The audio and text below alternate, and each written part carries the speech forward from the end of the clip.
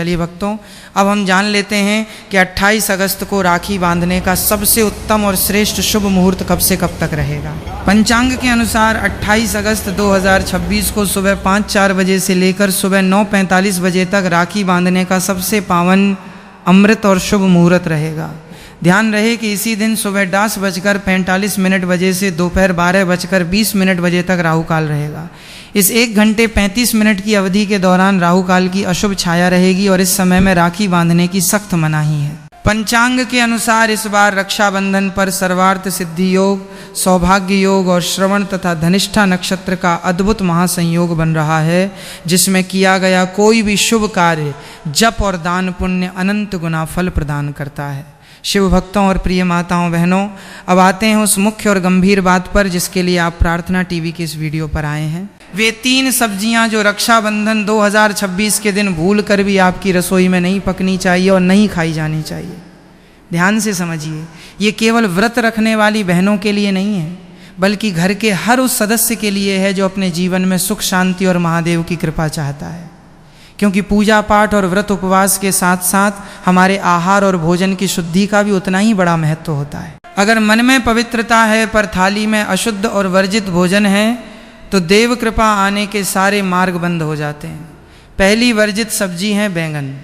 माताओं और बहनों, रक्षाबंधन के पावन दिन बैंगन को घर में रखना और पकाना अत्यंत अशुभ माना जाता है। सनातन परंपरा में बैंगन को वैसे भी तामसिक और अशुद्ध श्रेणी में रखा जाता है और सावन पूर्णिमा यानी रक्षाबंधन के दिन तो इसे छूना भी वर्जित है। इसके पीछे एक बहुत बड़ा वैज्ञानिक और धार्मिक कारण है।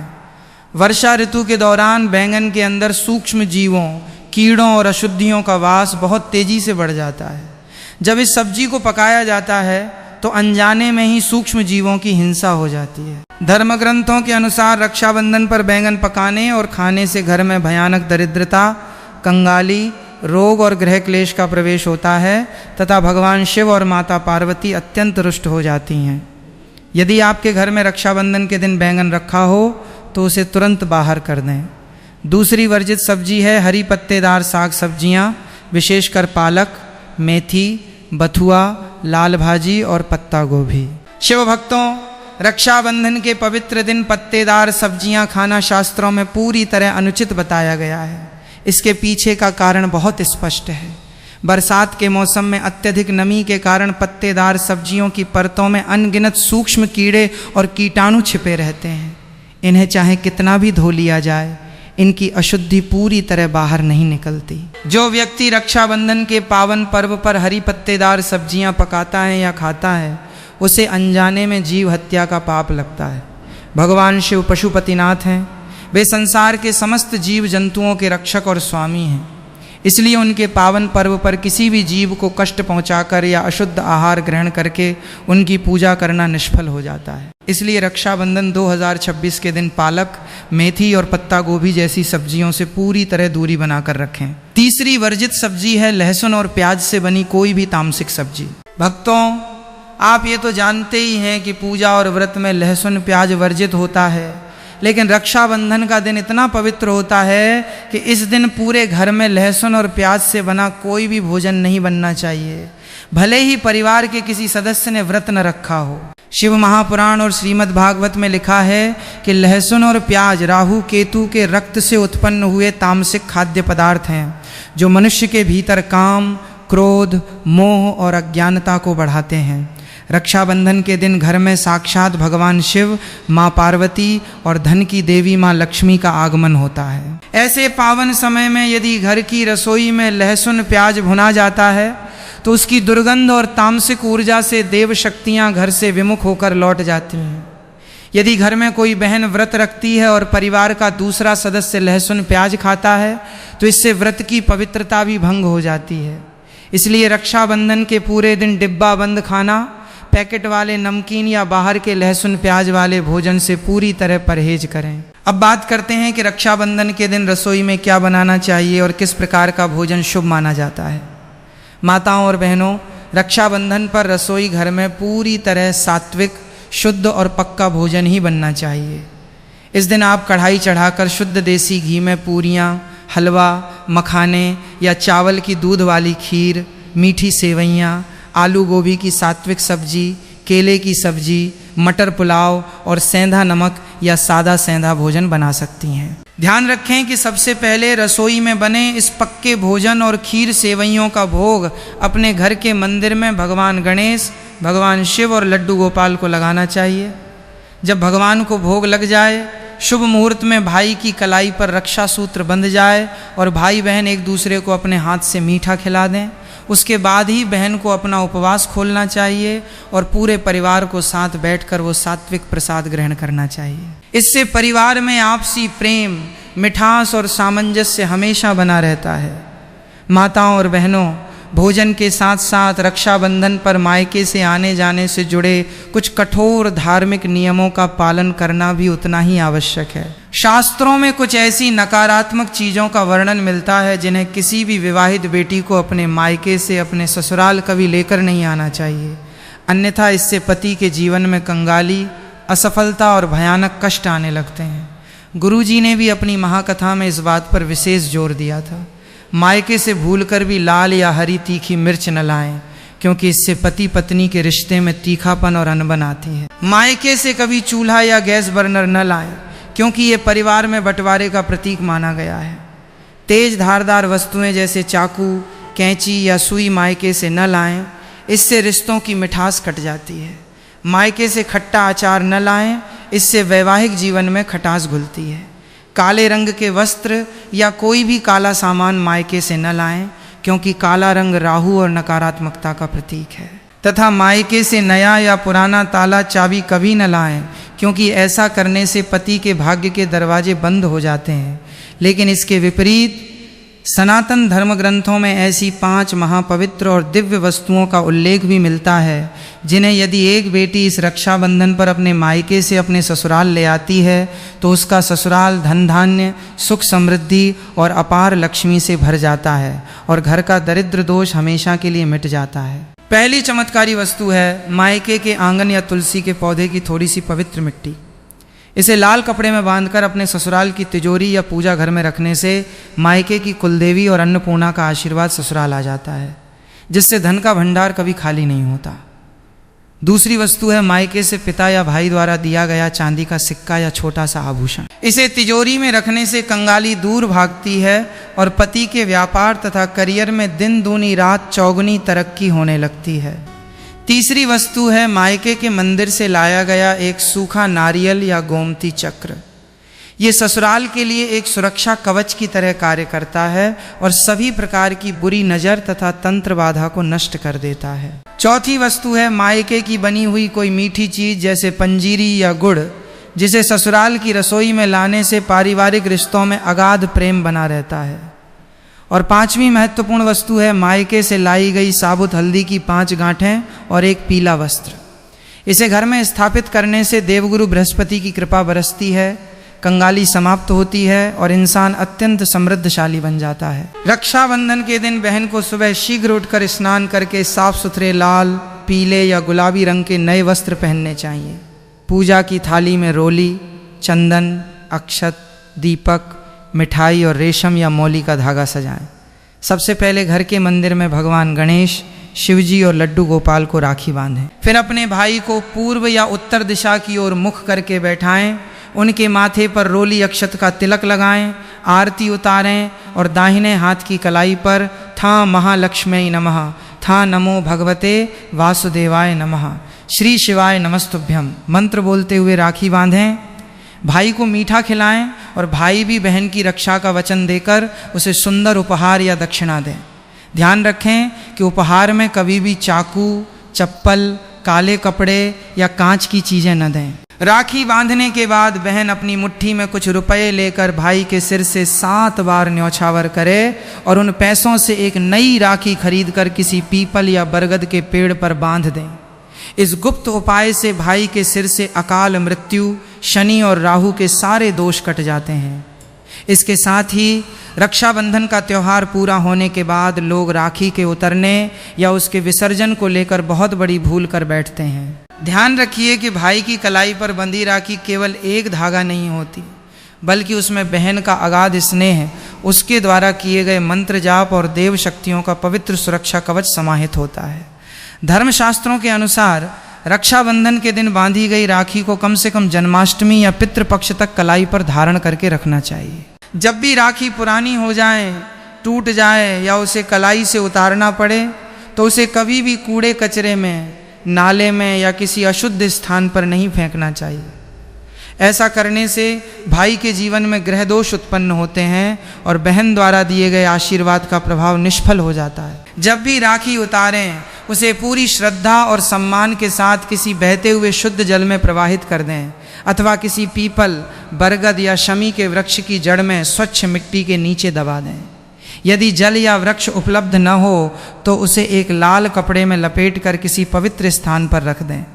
इस शास्त्रीय नियम का पालन करने से रक्षा सूत्र की दिव्यता और उसका सुरक्षा कवच जीवन भर भाई की हर संकट से रक्षा करता रहता है। इसके अतिरिक्त रक्षाबंधन की रात को किए जाने वाले एक अत्यंत गोपनीय और अचूक तंत्र शास्त्र के उपाय के बारे में भी जान लीजिए, जो आपके भाई के जीवन से वर्षों पुराने व्यापारिक घाटे, नौकरी में आ रही रुकावटों और अकारण होने वाले धन नुकसान को पूरी तरह समाप्त कर सकता है। रक्षाबंधन की रात को जब चंद्रमा पूर्ण रूप से आकाश में चमक रहा हो तब बहन को चाहिए कि वो एक चांदी या पीतल की छोटी सी कटोरी में थोड़ा सा गाय का कच्चा दूध, एक चुटकी अक्षत बिना टूटे चावल और थोड़ा सा कलावा मौली धागा रखे। इसके बाद घर की छत या बालकनी में जाकर चंद्रदेव को उस दूध मिश्रित जल से अर्घ्य प्रदान करे और मन ही मन टस्सोमाय नमः या ठ चंद्रमसे नमः मंत्र का 108 बार जाप करे। अर्घ्य देने के पश्चात उस कटोरी में रखा मौली धागा उठाकर अपने भाई की तिजोरी, गल्ले या व्यापारिक दस्तावेजों के साथ रख दे। मान्यता है कि सावन पूर्णिमा की रात को चंद्रमा अपनी संपूर्ण 16 कलाओं से परिपूर्ण होता है और इस समय किया गया ये अर्घ्य उपाय भाई के जीवन में धन के नए नए स्रोत खोल देता है, राहु और केतु की अशुभ दशा को शांत करता है और घर में हमेशा सुख शांति का वातावरण बनाए रखता है। माताओं और बहनों, रक्षाबंधन पर अपने पितरों और पूर्वजों का आशीर्वाद प्राप्त करना भी अत्यंत पुण्यदायी माना गया है। सावन पूर्णिमा का दिन केवल देवताओं की पूजा का दिन नहीं है, बल्कि इस दिन हमारे पितर भी सूक्ष्म रूप में अपने परिजनों को आशीर्वाद देने आते हैं।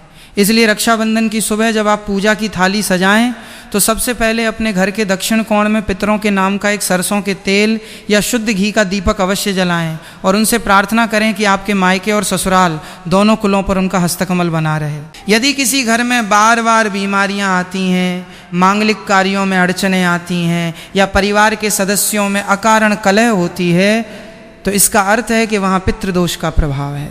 रक्षाबंधन के दिन पितरों के नाम से किसी भूखे व्यक्ति को भरपेट सात्विक भोजन कराने से या किसी गौशाला में जाकर गायों को हरा चारा और गुड़ खिलाने से बड़े से बड़ा पितृदोष और ग्रह दोष तत्काल शांत हो जाता है। जो बहन अपने पितरों का ध्यान करके भाई को राखी बांधती है उसके भाई का बाल भी बांका नहीं हो सकता और उसके परिवार पर सदैव अदृश्य दैवीय शक्तियों का छत्र छाया बनी रहती है।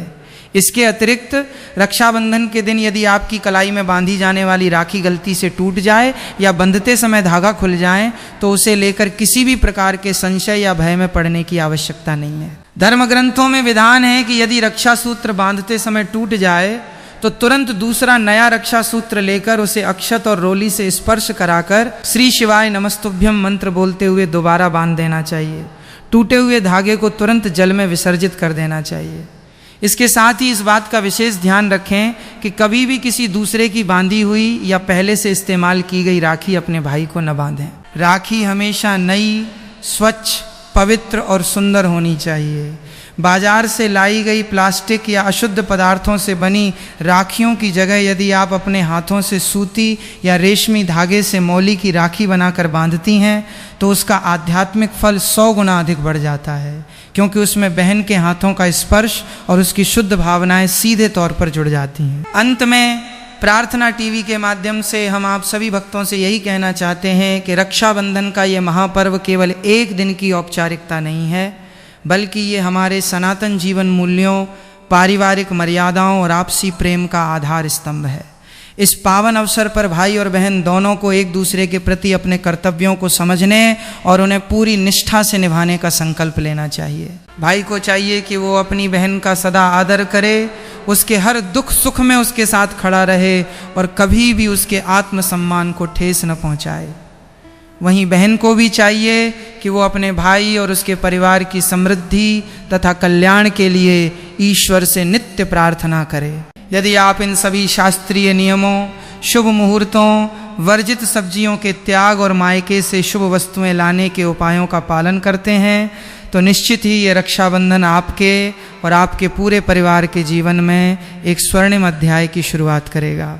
भगवान भोलेनाथ, माता जगदम्बा और माँ महालक्ष्मी की असीम अनुकंपा आप सभी भक्तों पर, आपके मायके और आपके ससुराल पर सदा सर्वदा बनी रहे। मायके के माता पिता या भाई द्वारा अत्यंत प्रेम और भाव से उपहार में दिया गया चांदी का सिक्का या कोई छोटा सा चांदी का आभूषण, चांदी को चंद्रदेव और माँ लक्ष्मी की निष्कलंक कृपा का साक्षात प्रतीक माना जाता है। जब मायके के पावन स्नेह से मिला चांदी का सिक्का ससुराल की तिजोरी में रखा जाता है तो ये कंगाली और कर्ज को दूर भगाकर धन को खींचने वाले एक अदृश्य चुंबक की तरह काम करता है, जिससे पति के व्यापार, नौकरी और कैरियर में दिन दूनी और रात चौगुनी अभूतपूर्व तरक्की होने लगती है।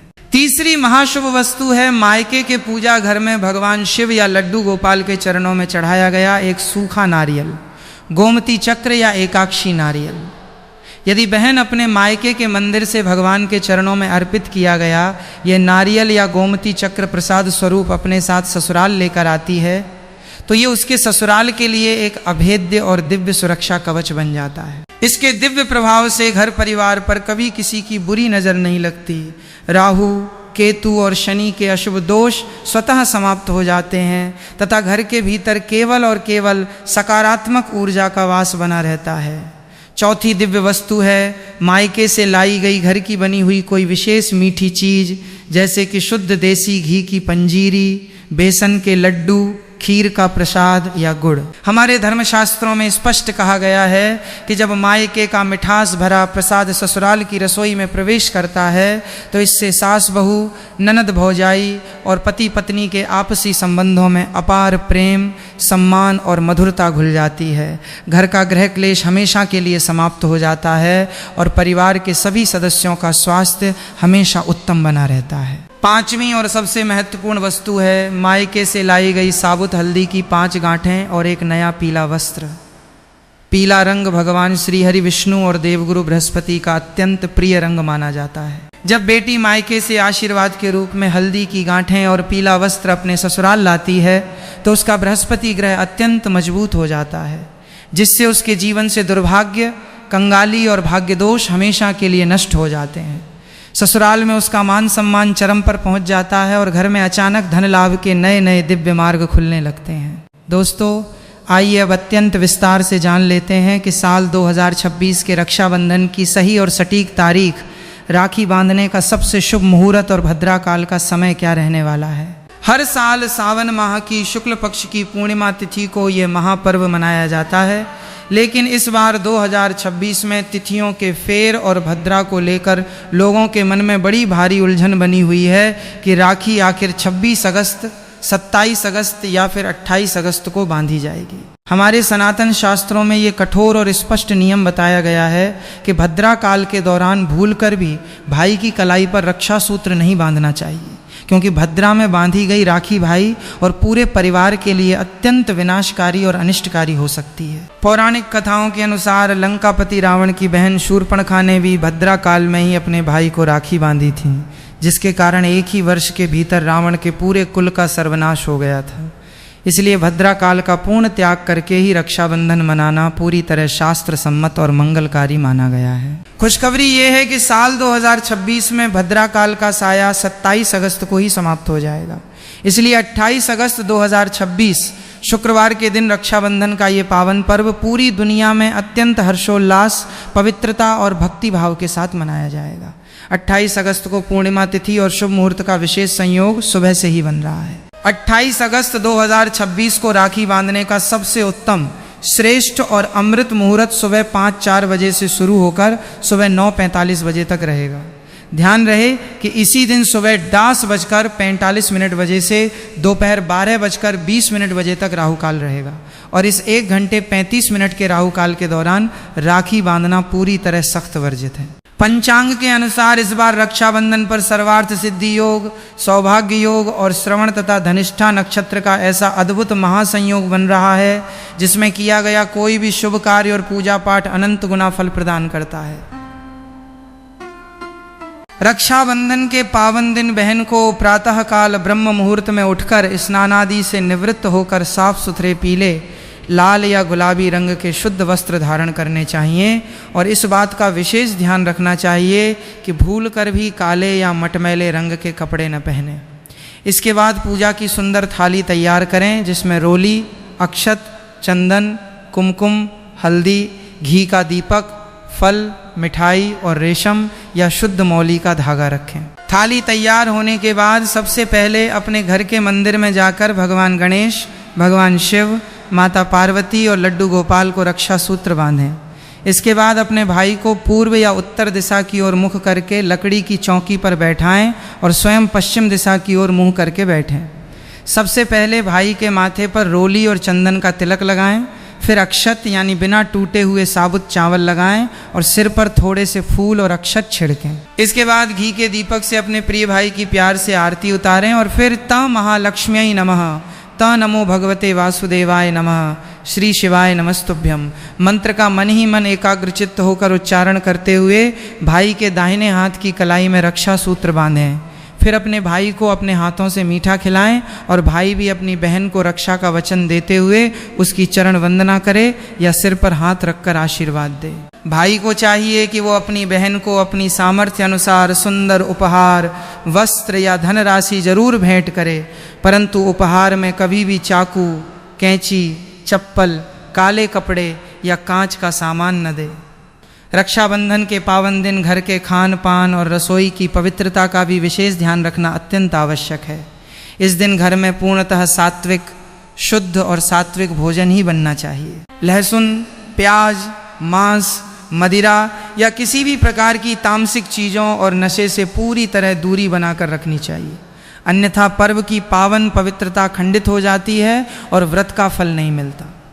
रसोई में कढ़ाई चढ़ाकर हलवा, पूरी, शुद्ध दूध की खीर और मीठी सेवइयाँ बनानी चाहिए और सबसे पहले भगवान को भोग लगाने के बाद ही स्वयं प्रसाद स्वरूप ग्रहण करना चाहिए। बहन को जब तक भाई की कलाई पर राखी न बंध जाए तब तक निर्जला या फलाहारी उपवास रखना चाहिए और राखी बांधने तथा भाई को मीठा खिलाने के बाद ही स्वयं अन्न जल ग्रहण करना चाहिए। इसके साथ ही रक्षाबंधन के दिन किया जाने वाला एक अत्यंत चमत्कारी और गुप्त उपाय भी ध्यान से सुन लीजिए जो किसी भी भाई की किस्मत को चमका सकता है। राखी बांधने के बाद बहन अपनी मुट्ठी में थोड़े से रुपए लेकर अपने भाई के सिर से पैर तक 7 बार न्यौछावर उतारा करे और उन रुपयों को ले जाकर किसी मंदिर के बाहर गरीब को दान कर दे, या उन रुपयों से एक नई पवित्र राखी खरीद कर किसी पीपल, शमी या बरगद के वृक्ष पर जाकर श्रद्धापूर्वक बांध दे और वहां जल अर्पित करे। तंत्र शास्त्र और धर्म ग्रंथों में स्पष्ट लिखा है कि इस उपाय को करने से भाई पर मंडरा रहे शनि, राहु, काल सर्प दोष, पितृदोष और अकाल मृत्यु के सभी भयानक संकट तुरंत कट जाते हैं और भाई को अपने जीवन में अपार सफलता, मान प्रतिष्ठा, पद उन्नति और अतुलनीय धन संपदा की प्राप्ति होती है। तो माताओं और बहनों, इस बार 28 अगस्त 2026 को पूरे विधि विधान, शुभ मुहूर्त और इन पावन नियमों का पालन करते हुए रक्षाबंधन का ये पावन पर्व मनाएं और मायके से उन 5 अति शुभ वस्तुओं को लाकर अपने ससुराल को धन धान्य, खुशहाली और अपार लक्ष्मी से भर दें। अगर मन में पवित्रता है पर थाली में अशुद्ध और वर्जित भोजन है तो देव कृपा आने के सारे मार्ग बंद हो जाते हैं। पहली वर्जित सब्जी है बैंगन। माताओं और बहनों, रक्षाबंधन के पावन दिन बैंगन को घर में रखना और पकाना अत्यंत अशुभ माना जाता है। सनातन परंपरा में बैंगन को वैसे भी तामसिक और अशुद्ध श्रेणी में रखा जाता है और सावन पूर्णिमा यानी रक्षाबंधन के दिन तो इसे छूना भी वर्जित है। इसके पीछे एक बहुत बड़ा वैज्ञानिक और धार्मिक कारण है। वर्षा ऋतु के दौरान बैंगन के अंदर सूक्ष्म जीवों, कीड़ों और अशुद्धियों का वास बहुत तेजी से बढ़ जाता है। जब इस सब्जी को पकाया